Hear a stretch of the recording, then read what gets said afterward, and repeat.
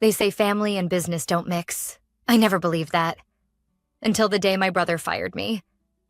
My name is Lily Maddox, and for the past 12 years, I was the director of operations at Maddox & Company, a third-generation logistics company our grandfather started with a single delivery truck in 1958. My office wasn't flashy. No floor-to-ceiling windows or leather chairs. But from that modest space, I kept our warehouses humming, our contracts on schedule, and our staff supported. Then my older brother, Darren, was named CEO. It was a quiet Thursday morning when he summoned me to the boardroom. The air was heavy with new energy. Fake smiles, tighter suits, and that consultant from McCallum Strategies who kept calling me old school behind closed doors. Darren stood at the head of the table, flanked by 2 board members and 1 legal advisor. "Lily," he began, not meeting my eyes, "you've done good work here. But the company is entering a new phase. We need leadership that reflects our future, not our past." I blinked. "Is this a restructuring conversation?" "It's a termination conversation," he said flatly. "Effective immediately. You're no longer needed here, little sister." The words didn't register at first. I looked around, expecting someone to speak up, to object. No one did. "After everything," I started, my voice cracking before I could stop it. 12 years, Darren. I built this company with you." He shrugged. "You did your part. Now let the professionals take over." He slid a folder toward me. Severance package, NDA, non-compete clause. All pre-signed. I closed the folder slowly and stood. "What about the vendor transition plans? The international licensing agreement? The Portwell contract?" "We'll manage," he said, his tone dismissive. That word echoed in my head like a hammer strike. Manage. I didn't cry. I didn't beg. I picked up the photo of our grandfather on my desk, him standing in front of his first truck in a worn jacket, grinning, and walked out. That afternoon, as I packed my things, Amanda from accounting knocked gently on my door. She didn't say much, just stood there and mouthed, "I'm sorry." I nodded, but inside something had shifted. Not grief, not even anger. It was clarity. Darren thought I was replaceable. What he didn't know, what he hadn't cared to learn, was that for the past 18 months, I'd been working closely with our largest vendor, SwiftLink Logistics, to develop a proprietary scheduling system that saved them nearly $3 million in annual shipping errors. That contract wasn't with Maddox & Company. It was with me. See, our grandfather always said, "Don't just build your name. Build your leverage." It was advice I took to heart. While Darren was busy whining and dining investors, I was in the trenches building real relationships, ones that mattered. When I left the building that day, I didn't just walk away from a job. I walked into an opportunity Darren never saw coming. The next morning, I met with Marcus Ellington, the CEO of SwiftLink. He greeted me with a firm handshake and a sympathetic smile. "He really fired you?" "Didn't even flinch," I said. "But I have a proposal." 3 days later, Maddox & Company's biggest vendor sent an unexpected notice of contract termination, citing misalignment of operational values. Friday morning, 9:14 a.m., Darren called their office in a panic. He didn't get Marcus. He got me. "Hello?" he barked, clearly expecting someone else.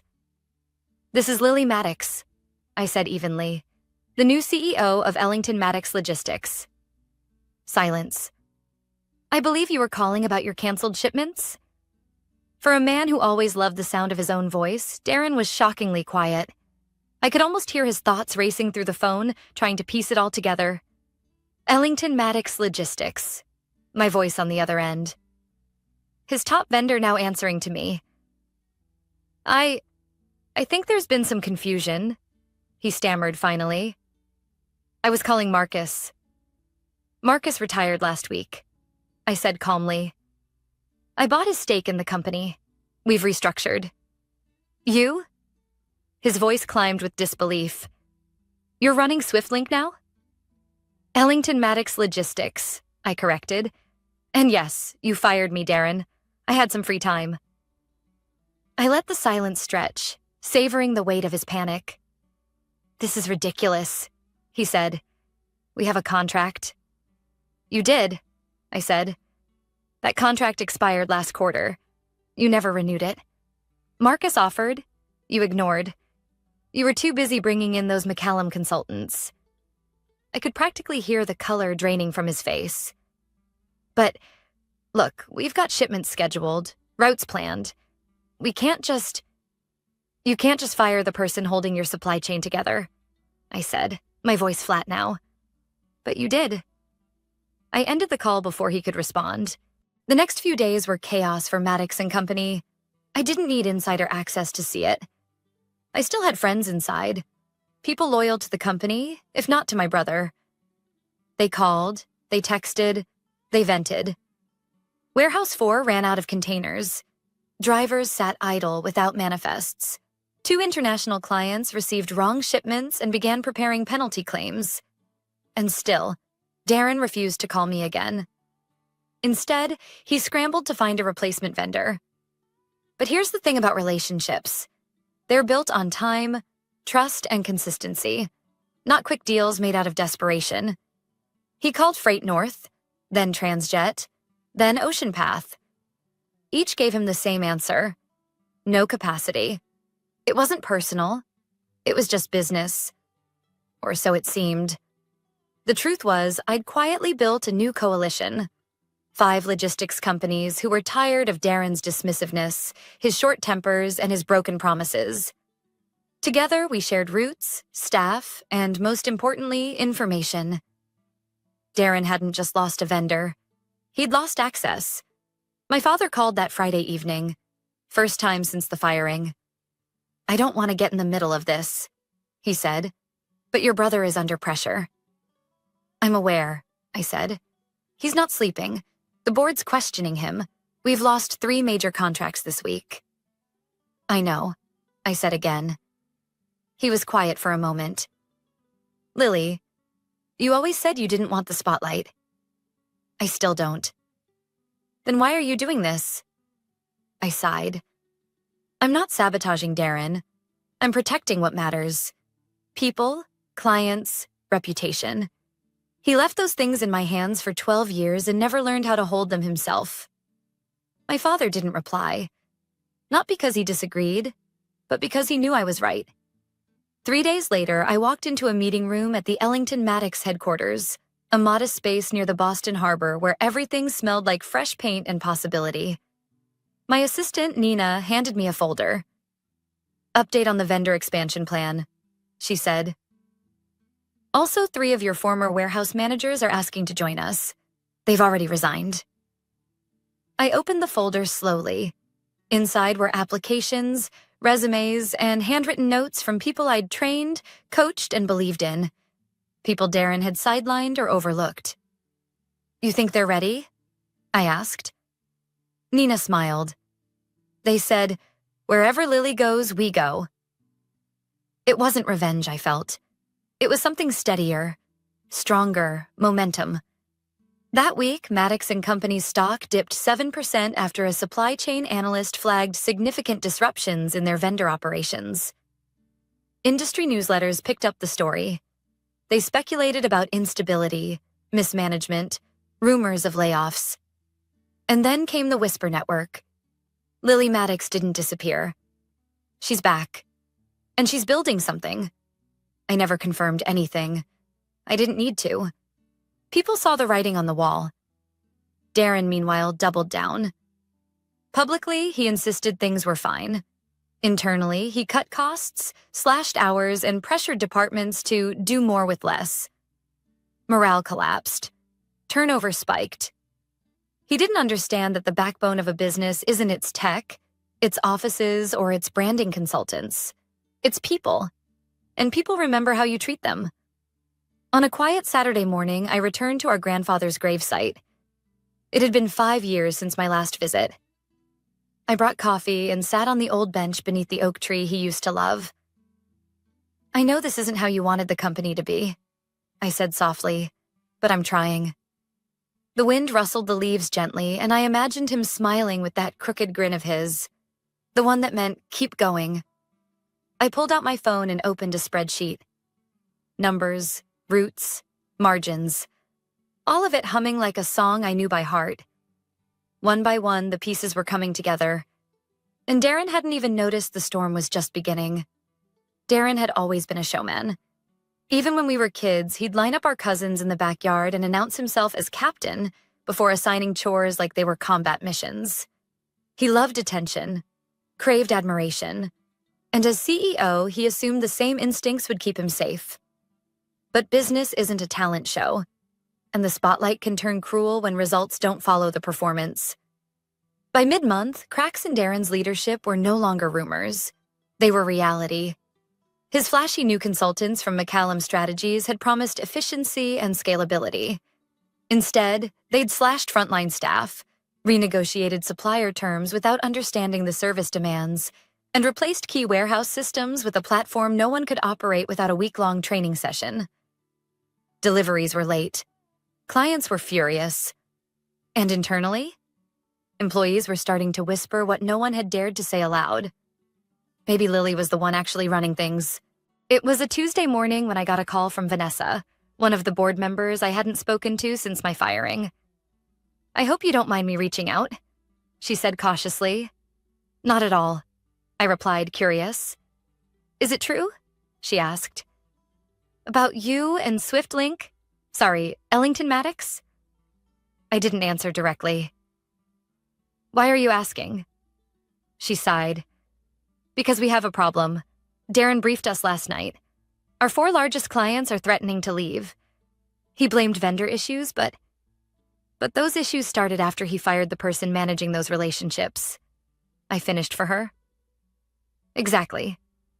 There was a pause. "Would you ever consider returning to Maddox and Company?" I didn't hesitate. "No." Another pause. "Not even in a leadership role?" "I'm not interested in cleaning up someone else's mess," I said gently, especially when I warned them not to make it in the first place. She didn't argue.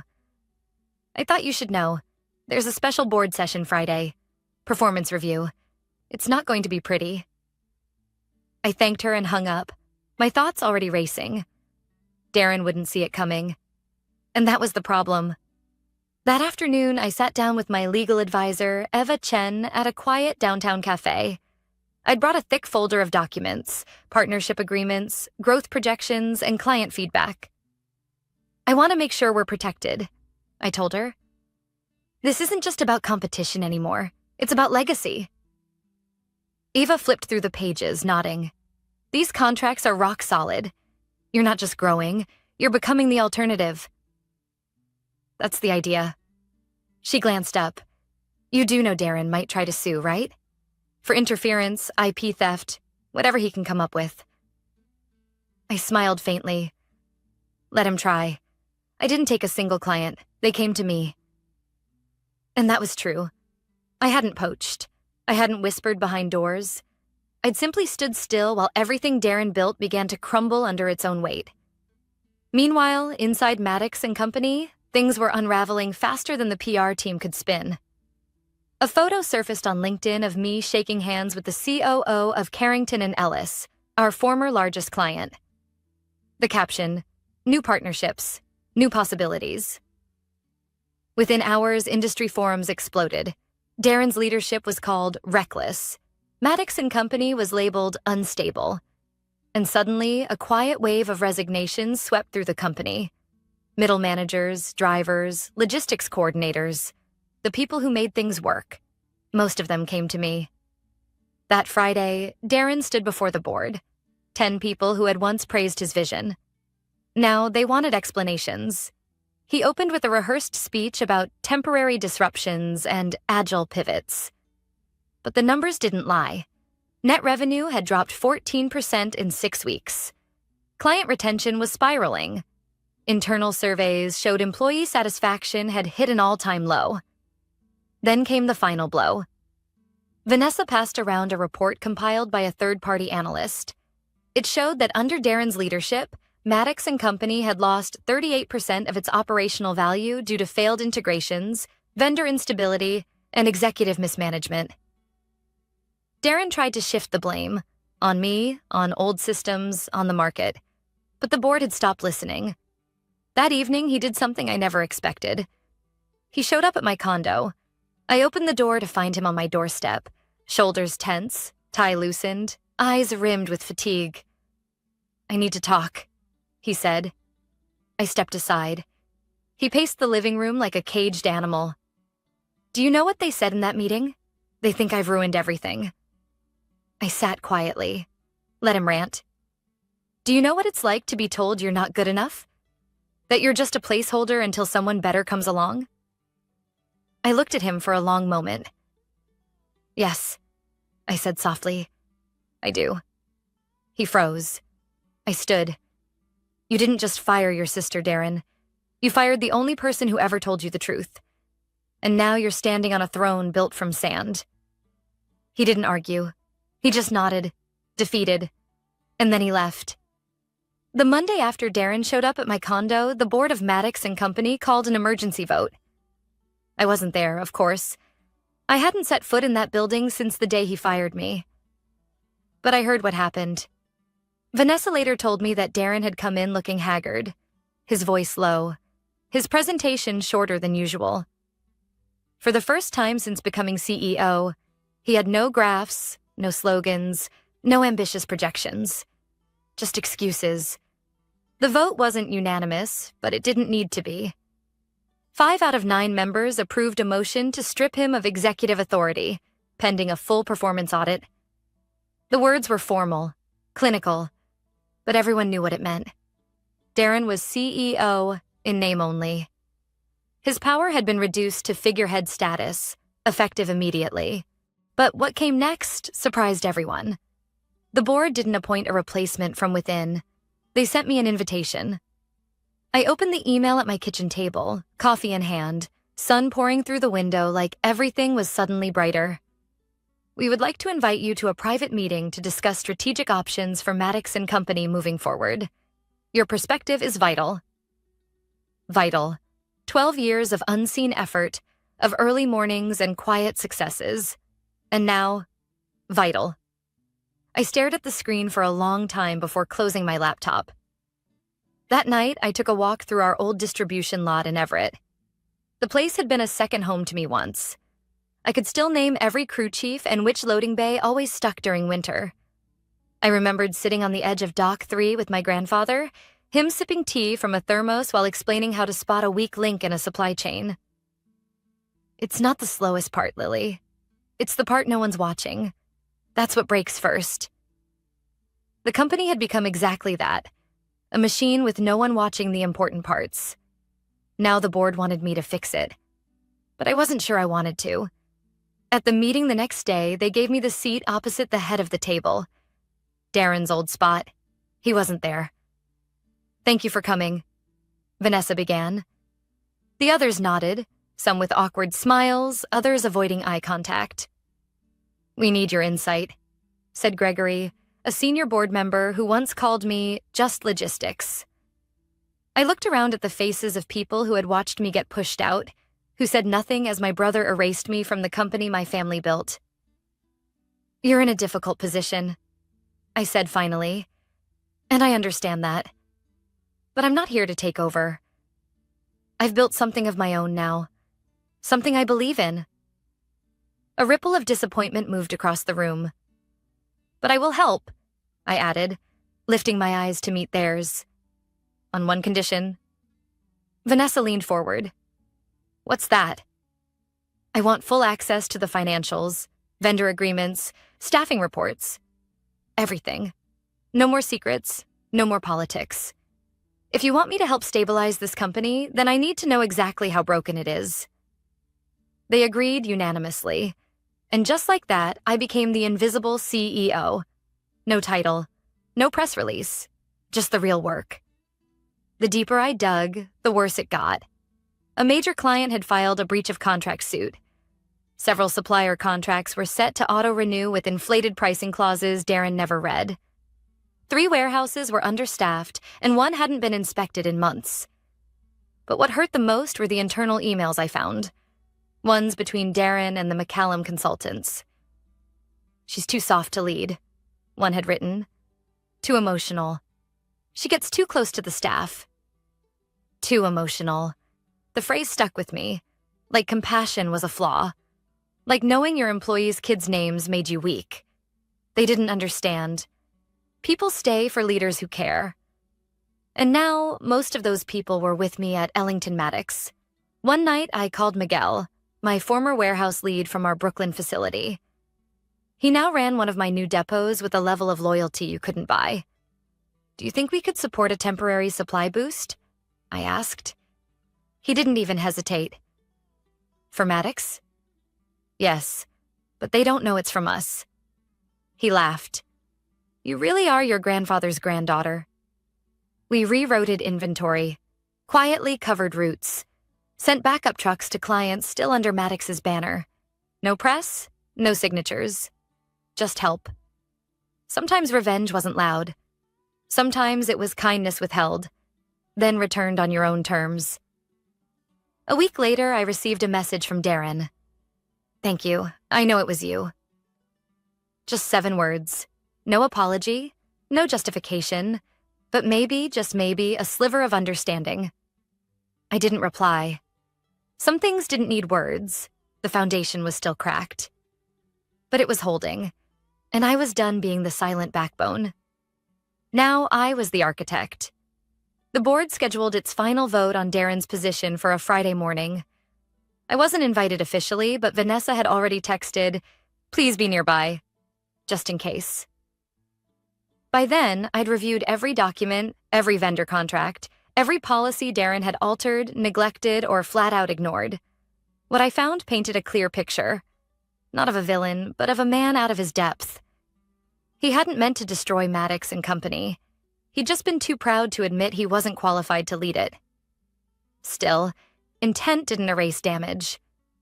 That morning, I sat across the street in a small cafe with my laptop open and my phone silent, sipping tea and watching the glass-fronted office building that had once been my second home. It felt like watching an old friend undergo surgery. Inside the boardroom, the atmosphere was tense. Vanessa later told me Darren had walked in dressed to win. Dark suit, crisp tie, all confidence. He brought a slideshow, charts, projections, even a revised business plan. The problem? It was too late. The numbers were in. The clients were gone.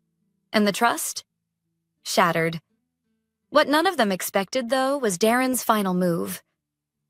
"I've secured a private investor," he announced as he clicked to the last slide. "Willing to inject $4.2 million in exchange for a minority stake and a seat on the board." That got their attention. Gregory leaned forward. "Who's the investor?" Darren hesitated. "I'm not at liberty to name them until the vote is complete." And that was his mistake. The board smelled the bluff immediately. It was a desperate play, one designed to make them hesitate. But the board didn't need hesitation. They needed leadership. And Darren, no matter how well-dressed, no longer inspired confidence. The vote was called. 7 votes, 6 to remove him. 1 abstention. Vanessa. She told me later, "I didn't vote because I didn't want to be the one to push him over the edge, but I also didn't want to save him." Darren was officially out. 2 hours later, I got a call from the board chair. "We've appointed an interim leadership committee, but we'd like to bring you in. Formally this time." "Under what terms?" I asked. "We're open to negotiation." I closed my laptop and exhaled. The moment I had imagined for weeks was here. The company that cast me out now wanted me to return and rebuild what Darren broke. But I wasn't the same person they fired. I'd built something better, more agile, more personal, and more respected. Ellington Maddox wasn't just successful, it was admired. So I asked for something bold. "I want joint ownership," I said. "A controlling interest in Maddox and Company equal to the board's total. You want me to rebuild the company? I want to own the foundation this time." There was silence. I'll bring over my team, offer client stability, reestablish vendor trust, and restore our reputation, I continued. But I don't report to anyone who once stayed silent when I was pushed out. To my surprise, they didn't reject the offer. They asked for a proposal. That night, I met Darren one last time. He texted, "You in? Coffee?" We met at a 24-hour diner near the docks, the kind of place our grandfather used to love. Greasy tables, perfect pancakes, and waitresses who remembered your name after one visit. He looked tired. Really tired. "I didn't mean for it to go like this," he said quietly. "I know. I thought you'd always be in the background, holding things together, that I'd take us forward." "You didn't take us anywhere, Darren. You walked ahead without checking if anyone was following." He nodded slowly. "So what now? You take over? You run it all?" I looked at him for a long time. "No," I said. "I'm not taking over. I'm taking it back. The people, the values, the legacy. You can hate me for that, but it was never yours alone." He didn't argue. He just pushed his plate away and stood. "For what it's worth," he said, "you deserved the title long before I ever wore it." I didn't respond. Some things didn't need answering. The next morning, I met with my attorney, finalized the proposal, and submitted it to the board. By week's end, it was approved. Maddox and Company would merge with Ellington Maddox under a dual-brand transition. I would lead the new entity as managing director, with full control over restructuring, staff retention, and client relations. There were headlines, industry blogs, quiet congratulations from people who once called me too soft. I didn't care about any of it. What mattered most was the staff meeting I held the following Monday. I stood at the front of the room, same room Darren had fired me in, and looked out over a sea of faces I hadn't seen in months. "I'm not here to celebrate," I said. "I'm here to rebuild. With you." A murmur ran through the crowd. I know it's been broken, and I know who broke it. But more importantly, I know who held it together as long as they could. There were tears, and applause, and quiet smiles. This wasn't revenge. This was restoration. 6 months after the merger, I walked through the newly redesigned Maddox and Company headquarters with a coffee in one hand and a hard hat in the other.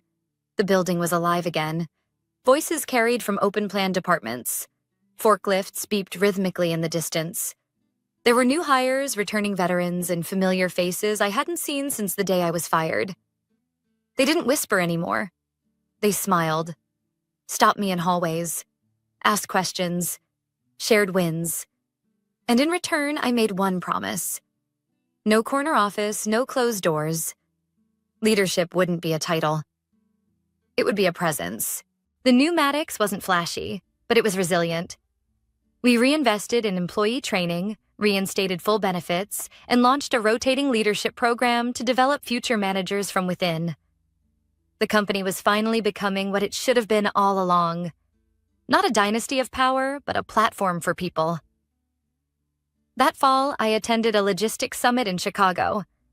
On the last evening, I was asked to speak on a panel titled Resilience in Legacy Businesses.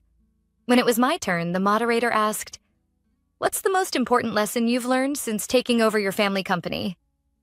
I didn't hesitate.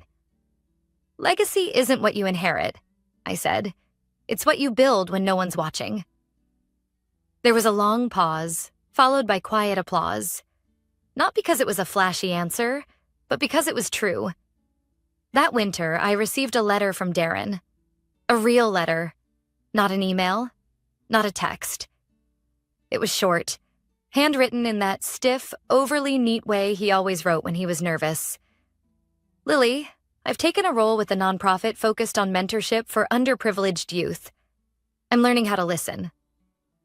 Finally, I just wanted to say thank you for holding the family together, even when I didn't deserve to be part of it."